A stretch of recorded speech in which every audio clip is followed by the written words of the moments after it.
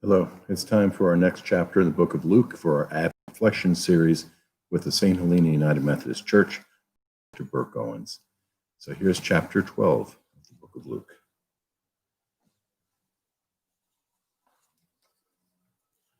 When a crowd of thousands upon thousands had gathered so that they were crushing each other, Jesus began to speak first to his disciples.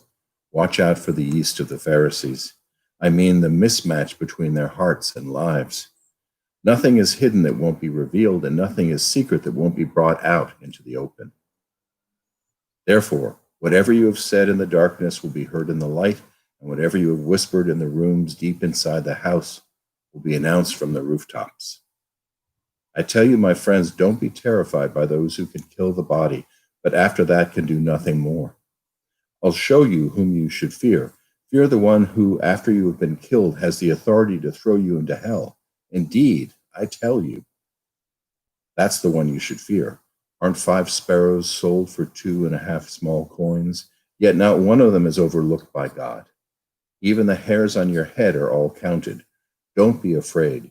You are worth more than many sparrows. I tell you, everyone who acknowledges me before humans, the human one will acknowledge before God's angels. But the one who rejects me before others will be rejected before God's angels. Anyone who speaks a word against the human one will be forgiven, but whoever insults the Holy Spirit won't be forgiven.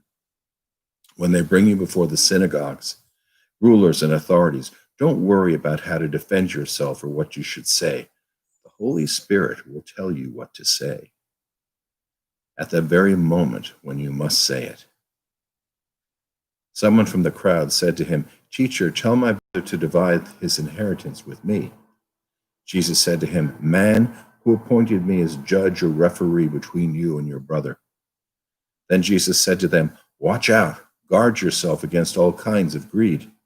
After all, one's life isn't determined by one's possessions, even when someone is very wealthy." Then he told them a parable.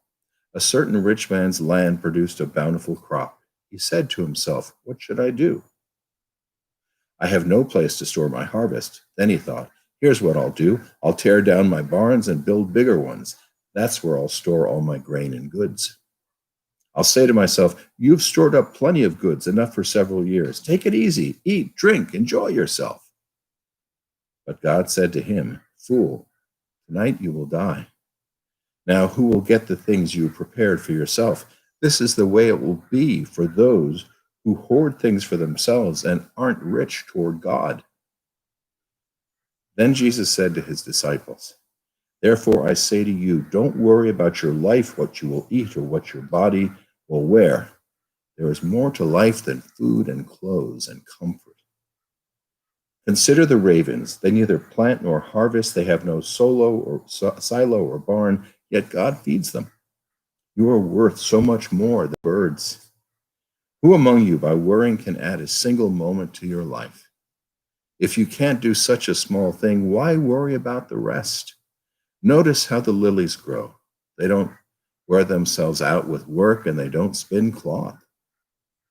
But I say to you that even Solomon in all his glory was not arrayed as one of these. If God dresses grasses in the field so beautifully, even though it's alive today and tomorrow it's thrown into the furnace, how much more will God do for you, you people of weak faith? Don't chase after what you will eat and when you will drink. Stop worrying. All the nations of the world long for these things. Your Father knows that you need them. Instead, desire his kingdom, and these things will be given to you as well. Don't be afraid, little flock, because your Father delights in giving you the kingdom. Sell your possessions and give to those in need. Make for yourselves wallets that don't wear out, a treasure in heaven that never runs out. No thief comes near there, and no moth destroys it. Where your treasure is, there will your heart be too. Be dressed for service and keep your lamps lit. Be like people waiting for their master to come home from a wedding celebration, who can immediately open the doors for him when he arrives and knocks at the door. Happy are those servants whom the master finds waiting up when he arrives. I assure you that when he arrives, he will dress himself to serve. Seat them at the table as honored guests and wait on them. Happy are those whom he finds alert, even if he comes in at midnight or just before dawn. But know this, if the homeowner had known what time the thief was coming, he wouldn't have allowed his home to be broken into. You must also be ready, because the human one is coming at a time when you don't expect him. Peter said, "Are you telling this parable for us or for everyone?" The Lord replied, "Who are the faithful and wise managers whom the master will put in charge of his household servants to give them their food at the proper time? Happy are the servants whom the master finds fulfilling their responsibilities when he comes. I assure you that the master will put them in charge of all of his possessions. But suppose that these servants should say to themselves, 'My master is taking his time about coming.' And suppose they began to beat the servants, both men and women, and to eat and drink and get drunk. The master of those servants would come on a day when they weren't expecting him at a time they couldn't predict. The master will cut them into pieces and assign them a place with the unfaithful. That servant who knew his master's will but didn't prepare for it or act on it will be beaten severely. The one who didn't know the master's will but who did things deserving punishment will be beaten only a little. Much will be demanded from everyone who has been given much, and from the one who has been entrusted with much, even more will be asked.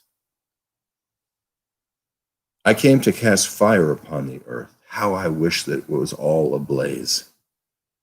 I have a baptism I must experience. How I am distressed until it's completed. Do you think that I have come to bring peace to the earth? No.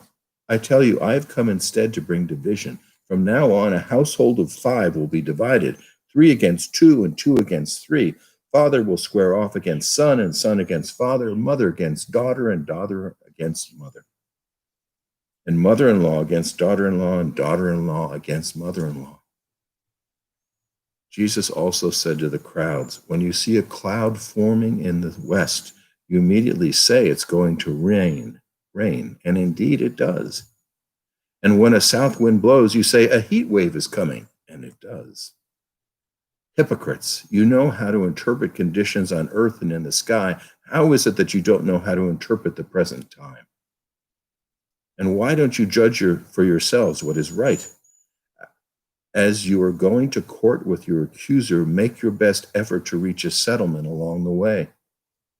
Otherwise, your accuser may bring you before the judge, and the judge hand you over to the officer, and the officer throw you into prison. I tell you, you won't get out of there until you have paid the very last cent.